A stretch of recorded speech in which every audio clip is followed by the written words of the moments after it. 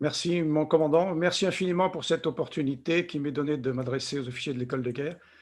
Ce merci est d'autant plus grand que je vais pouvoir le faire en équipe avec nos amis américains et canadiens, donc c'est une joie supplémentaire. Dans l'esprit design, le discours accompagne l'image.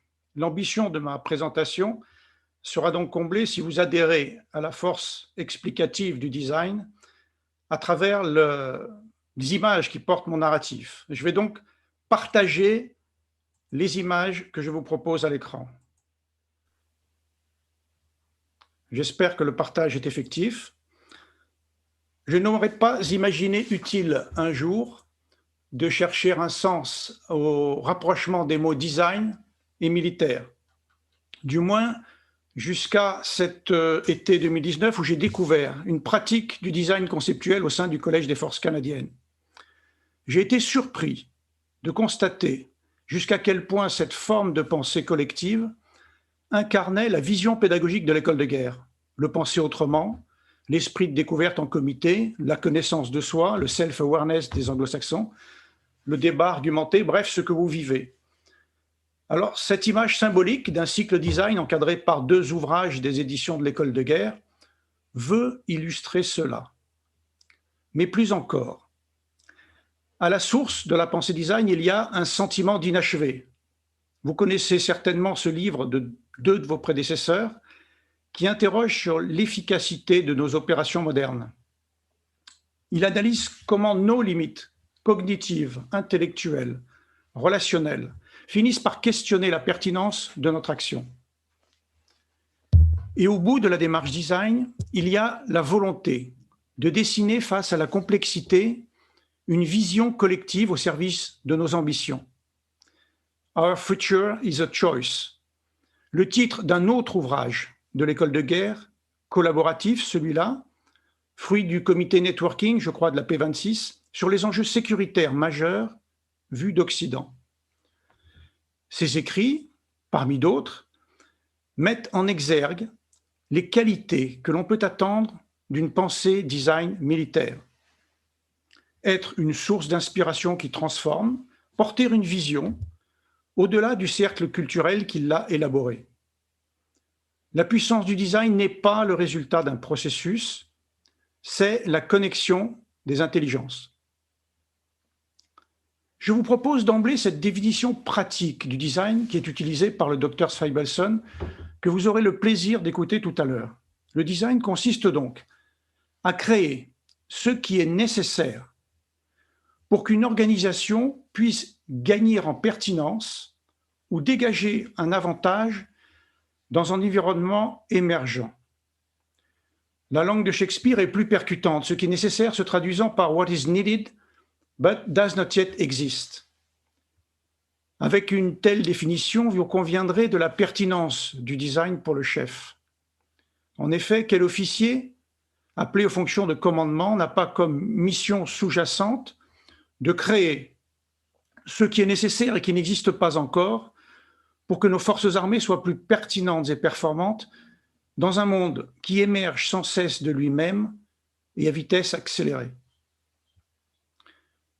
Au défi de vous designer l'émergence, je vous propose cette vision du temps, celle d'un monde dont les lignes d'évolution ne sont pas dévoilées d'emblée à nos intelligences, mais plus encore, où ce qui va advenir ne procède pas des mêmes codes que ce qui est actuellement. Le vocabulaire du monde émergent n'existe pas encore, tout comme le mot ubérisé n'existait pas il y a 10 ans. Pour certains, nous sommes entrés dans une post-normalité, les post-normal times, une ère de transition où les orthodoxies établies se désagrègent, où de nouvelles doivent émerger, où très peu de choses finalement semblent encore faire sens. Le mouvement du Bauhaus, l'alliance de l'art et de la technologie, considéré comme fondateur du design, s'inscrivait dans les années folles, entre 2 conflagrations mondiales. Il est peut-être révélateur que dans son dernier discours sur l'Union, Madame von der Leyen inscrive les défis et les espoirs de l'Union européenne en pleine crise Covid dans l'émergence d'un nouveau Bauhaus européen. Si la stratégie est d'abord un combat du sens, ou comme le dit le philosophe Robin Holt, le combat à travers lequel une organisation se présente à elle-même et aux autres. La pensée design a au moins deux objectifs. Le premier, c'est celui de hisser la stratégie à la hauteur de la complexité qu'elle affronte. Le deuxième, c'est d'éclairer sa pertinence dans la diffraction accélérée des esprits, de l'espace et du temps. Pour illustrer ce rapport du design à la stratégie, je vous soumets cette métaphore d'une cascade stratégique où le flux, le temps, l'énergie s'écoulent depuis la source des enjeux jusqu'au verdict de la réalisation. Cette cascade est modelée conjointement par deux formes de pensée à la fois opposées et complémentaires. À droite, une forme de pensée planificatrice qui focalise sur la réalisation d'un projet. Elle canalise les flux et l'énergie pour obtenir un effet de masse à gravité constante. Dans le monde opérationnel, nous dirions que l'on vise à produire des effets sur les centres de gravité ennemis. À gauche, la forme de pensée design, son essence est de sonder les perspectives ignorées, cachées ou subjectives d'un paysage dont la complexité et la dynamique nous échappent. En l'occurrence, cette cascade complexe comporte de multiples facettes en interaction paradoxale qui défient les lois de la gravité et du temps. Chaque forme de pensée anime la dialectique du stratège. Elle habille sa vision du monde, elle sollicite son discernement.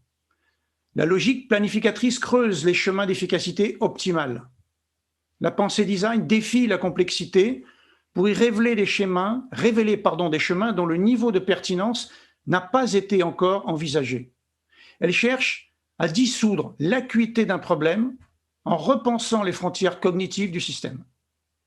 Dans le monde opérationnel, on dirait qu'elle vise à tenir la stratégie sur une ligne de crête cognitive, ou plutôt à la bouée cognitive de l'ennemi, au vent de la bouée cognitive de l'ennemi pour employer un langage de marin. Les anglo-saxons parlent de outthink, que l'on peut traduire par supériorité cognitive.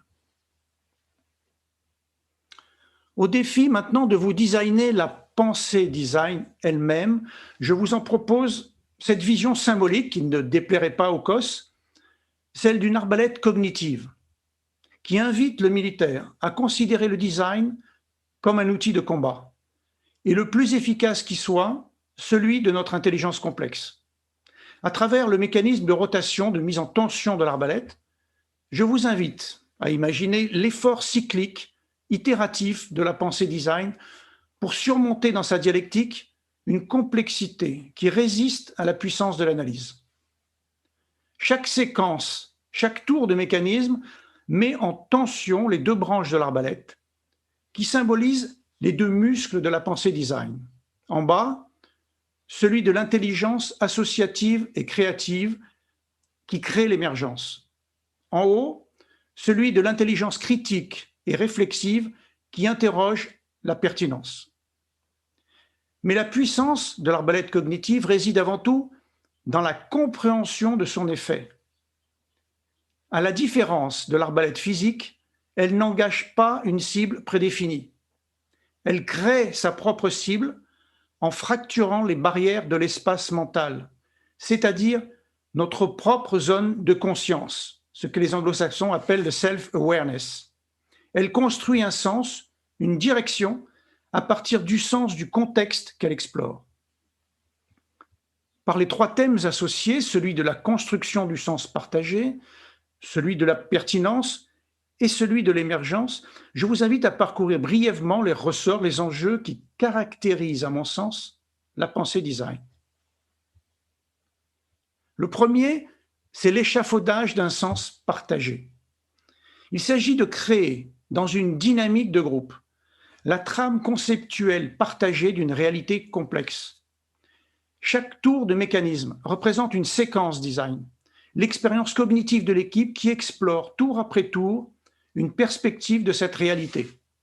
La clé, c'est que le modèle mental ainsi travaillé soit toujours porteur de sens nouveaux découverts en commun, on appelle le sense making, et générateur d'une pertinence nouvelle explorée en commun, générateur d'insights, comme disent les anglo-saxons.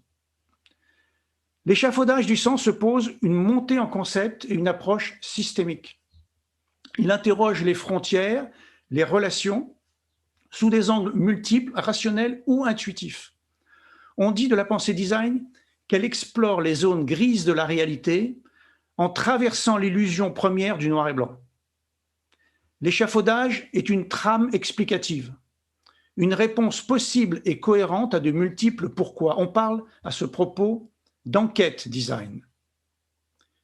Mais elle interroge également la dynamique des choses, au-delà des liens de cause à effet apparents ou illusoires. Elle tisse une architecture mentale qui épouse une réalité en mouvement.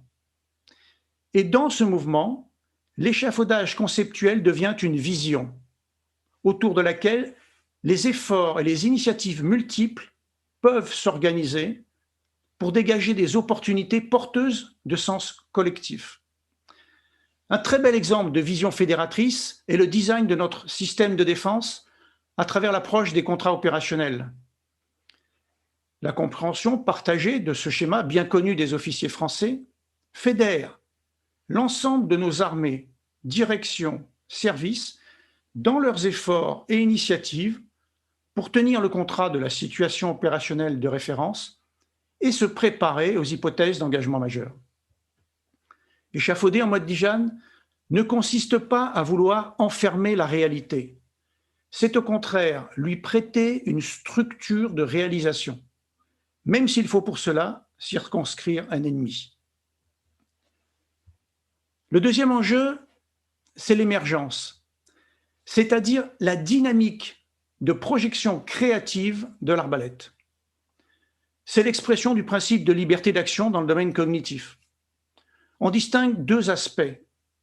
Le premier, c'est le moteur de l'émergence, la branche de l'arbalète, l'intelligence associative et créative. C'est celle qui franchit la limite de nos cadres mentaux. Elle est impertinente de circonstance parce qu'elle se projette à la recherche d'une pertinence nouvelle. John Boyd, l'inventeur de la fameuse boucle OODA, l'a décrit comme un processus continu de création-destruction. Le deuxième aspect, c'est l'émergence elle-même, qui est la vision conceptuelle portée par le design. Au-delà du concept, cette vision s'inscrit dans un cône des futurs, de scénarios plus ou moins probables, possibles, souhaitables, ou au contraire redoutés. Par essence, cette vision est une rencontre créative, une insight. C'est la rencontre d'un dessein, un SEIN, c'est-à-dire une pertinence, un sens donné à l'ordre des choses, avec l'émergence d'un jamais vu, c'est-à-dire un sens nouveau qui est perçu dans le désordre apparent ou la dynamique des choses. Enfin, la troisième clé, c'est la pertinence, c'est-à-dire la dynamique de discernement et de focalisation de l'arbalète. C'est la traduction du principe de concentration des efforts dans le domaine cognitif, qui revient ici à concentrer le sens et le pouvoir d'influence. On distingue également deux aspects. Le moteur de la pertinence, la deuxième branche de l'arbalète, c'est l'intelligence critique et réflexive. Elle soutient l'épreuve de la nouveauté. Elle pense la confrontation et le paradoxe. Elle saisit la pensée autre pour manœuvrer. On parle à ce propos de questionnement des paradigmes. Dans cet effort, l'intelligence réflexive porte le combat contre soi-même. Elle interroge nos biais cognitifs, ceux de l'équipe, ainsi que les étapes de son cheminement intellectuel. La démarche design implique une conversation entre l'objet du design et le designer. Cette réflexivité questionne l'autre, quel qu'il soit. L'ennemi quand il y en a, l'ennemi caché dans son propre camp stratégique et notre pire ennemi cognitif, nous-mêmes. Le deuxième aspect, c'est la pertinence elle-même, qui est en fait le potentiel de transformation porté par le design et assumé par le stratège. Pour mieux cerner ce potentiel, je vous propose de distinguer trois niveaux d'influence, trois couleurs symboliques au design. Un design bleu vise à transformer la compréhension des choses. Un design vert vise à impliquer l'homme dans des choix et dans la dynamique d'un système complexe. Un design rouge vise à impliquer dans une stratégie d'action. Revenons justement à la stratégie. Après la cascade, je vous propose de la regarder comme une spirale, le long de laquelle se construit le sens partagé. Elle est convergente car elle est aspire la pensée vers le centre d'attraction de la réalité, qui est l'action. Elle est ici jalonnée avec les 3 phases de notre processus national de planification stratégique: savoir pour comprendre, savoir pour choisir, savoir pour agir, les 3 couleurs symboliques du design. Ainsi, notre arbalète cognitive s'inscrit-elle trait pour trait dans la dialectique stratégique. C'est le moteur de la construction du sens partagé, pour comprendre. C'est la tension de la projection dans l'émergence, pour voir au-delà et choisir. C'est le combat de la pertinence, pour décider et agir. Mais vous me direz, qu'en est-il de la stratégie pour le militaire, dont le lot est de se confronter au chaos dans l'action, physiquement et mentalement? Eh bien, elle est paradoxale. D'un côté, les exigences de l'action opérationnelle attirent inexorablement la spirale stratégique dans les bras convergents de la pensée planificatrice. Le plan ordonne l'action à la mission. De l'autre, là où l'environnement et l'ennemi défient notre intelligence complexe, le combat ne se trouve pas réduit au plan ni à l'action. Il est action contre action, plan contre plan et surtout design contre design. Pour soutenir ce combat, nos méthodes de planification intègrent une forme logique de design conceptuel. C'est le schéma de l'op design, qui rétroaligne les effets anticipés sur des centres de gravité supposés gouverner l'évolution d'un système. La seule faiblesse de ce paradigme, c'est la trop grande force de sa logique. Il limite nos esprits cartésiens dans leur aptitude à regarder en dehors, à imaginer comment on pourrait voir en dehors, voir l'émergence, et surtout à imaginer quand il est souhaitable de regarder en dehors, sonder la pertinence. Ce thème sera développé par les intervenants suivants. Après l'arbalète, qui vous permet de visualiser l'essence du design, je vous propose 2 cartes pratiques qui vous engageront à explorer par vous-même ce monde du design. La première, je l'appelle la carte des formes design. Elle vise à distinguer plusieurs catégories d'arbalètes en fonction de leur puissance créative. La deuxième, je l'appelle l'océan design. C'est une catégorisation des usages, des domaines d'influence ciblés par l'arbalète. Commençons par le domaine des formes. Ce cône des formes traduit l'idée que le potentiel d'innovation du design va croissant avec sa liberté méthodologique. Et sur ce cône, je distingue 3 formes, 3 catégories d'arbalètes. En bas, une forme de design qui est contrainte par le paradigme de planification. C'est celui que vous connaissez à travers la COPD. Pour les designers, c'est un design asservi, qui laisse très peu de liberté de forme. Au milieu du cône, la forme classique du design, c'est le design accompagné. Il offre une méthodologie d'accompagnement vers l'innovation, itérative, qui s'affranchit du paradigme linéaire de planification. Et en haut, la forme la plus radicale, que je qualifie de design intégral. Elle se libère de toute contrainte méthodologique et réinvente sa propre forme pour chaque situation de complexité. La transposition du design thinking au contexte militaire est un champ d'exploration qui suscite de nombreuses initiatives. J'en citerai 2 assez complémentaires. La première, l'approche formaliste, consiste à accroître la pertinence intrinsèque du processus de planification en lui ajoutant une surcouche de méthodologie design. L'exemple typique est celui de l'US Army Design Methodology. Une approche plus fondamentale, que je qualifie de culturelle, vise à éduquer une population militaire au fondement du design, en leur donnant comme perspective de pouvoir s'affranchir d'une méthodologie, c'est le design intégral. Et cette approche porte également une ambition visionnaire pour notre temps, celle d'éduquer au design conceptuel un cercle étendu de parties prenantes, institutionnelles, civiles, ministérielles, internationales, afin d'affronter la complexité globale des situations et des crises en intelligence collective. L'espace d'accueil, à la fois critique et respectueux, fait à la pensée de l'autre, est l'antidote unique à l'expression naturelle des biais de nos schémas mentaux qui façonnent notre réalité subjective. Le docteur Zweibelson est l'un des porteurs les plus actifs de cette vision dans le monde militaire. Il vous commentera notamment ce métamodèle design de l'Académie des forces spéciales américaines. Découvrons maintenant l'autre carte, celle de l'océan design. Elle présente 4 cadrans. Chacun est une cible de couleur pour l'arbalète. Chacun traduit un focus particulier de l'influence que souhaite produire le commanditaire du design. En haut à gauche, le cadran éclairé est un design bleu.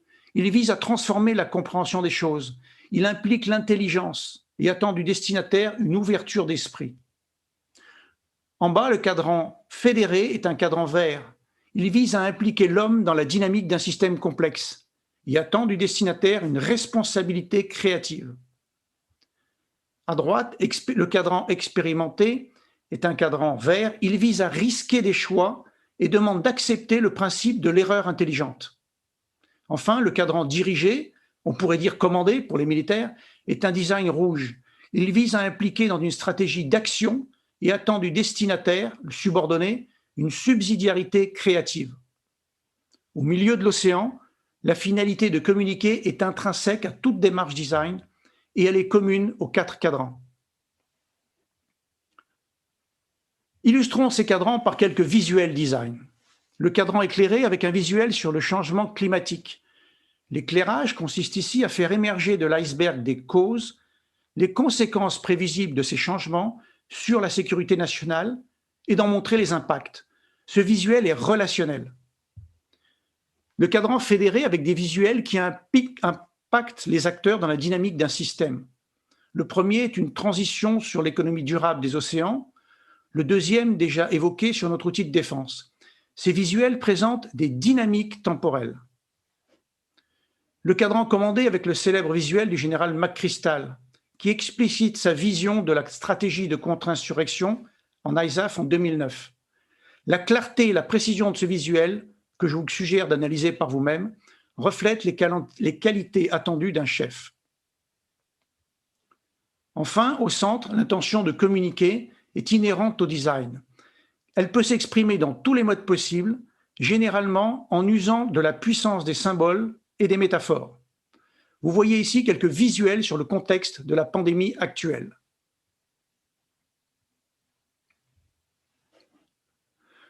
Je voudrais enfin illustrer le fait qu'en design intégral, le contexte crée la méthode et que tout visuel est utilisable comme outil d'analyse et de synthèse. Ainsi, en utilisant cette carte, que penseriez-vous d'un design stratégique qui s'appuierait sur 3 concepts?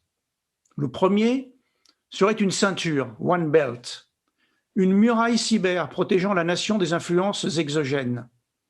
Elle serait complétée par un limès maritime, donnant la profondeur à l'action stratégique et rappelant la grande muraille de l'histoire. Le deuxième serait un chemin d'influence et de prospérité, One Road, pour fédérer les énergies créatives et saisir toutes les opportunités de développement, une nouvelle route de la soie. Le troisième serait un rêve, One Dream, appelant au dépassement de soi et à l'exploration des nouvelles frontières.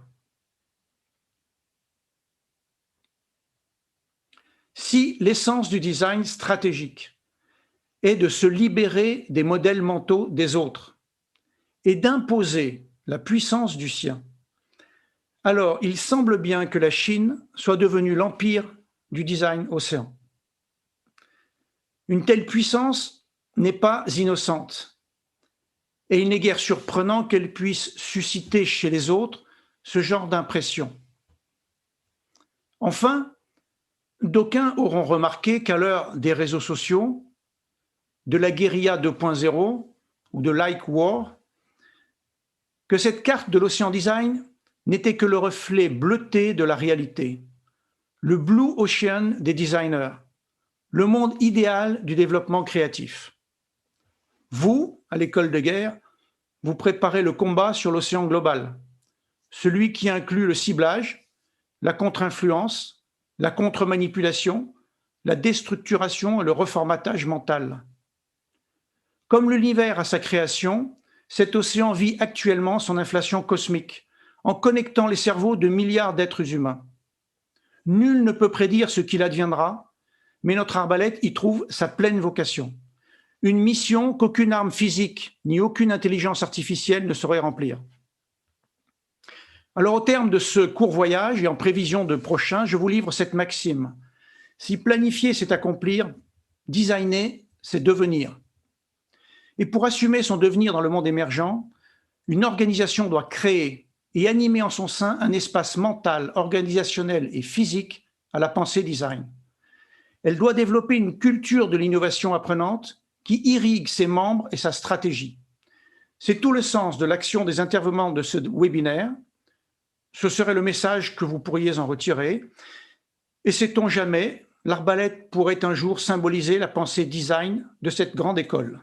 Je vous remercie.